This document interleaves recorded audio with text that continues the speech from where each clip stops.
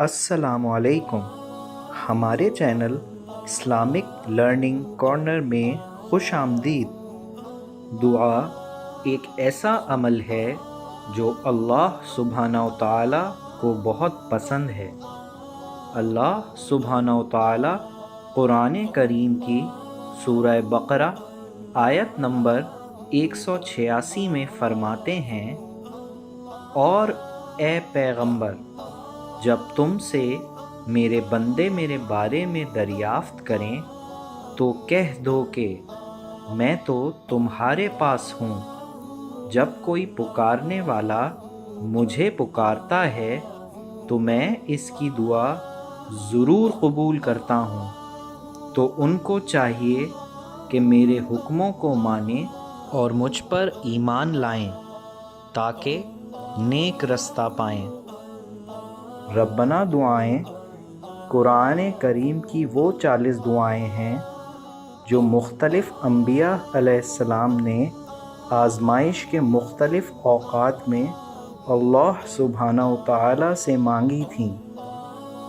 آج کی ربنا دعا سورہ بقرہ کی آیت نمبر 286 سے ہے۔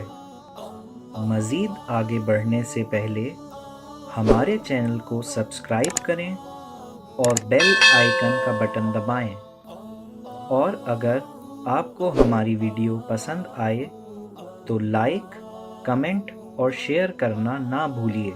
بسم اللہ الرحمن الرحیم۔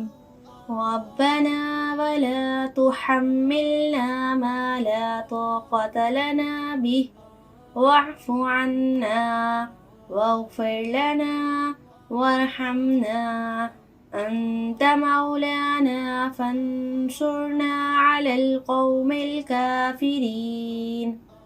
ربنا ولا تحملنا ما لا طاقة لنا به واعف عنا واغفر لنا وارحمنا أنت مولانا فانصرنا على القوم الكافرين۔ اے پروردگار، جتنا بوجھ اٹھانے کی ہم میں طاقت نہیں اتنا ہمارے سر پر نہ رکھ، اور اے پروردگار، ہمارے گناہوں سے درگزر کر اور ہمیں بخش دے اور ہم پر رحم فرما۔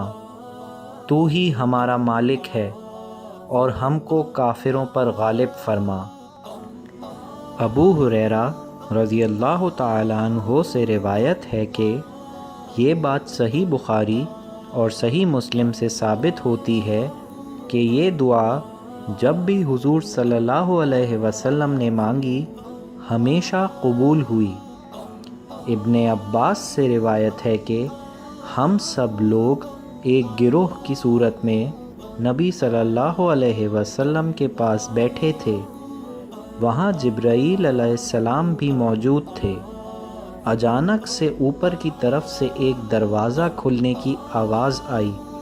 جبرائیل علیہ السلام نے اوپر کی طرف نظریں اٹھائیں اور فرمایا، آج وہ دروازہ کھلا ہے جو پہلے کبھی نہیں کھلا۔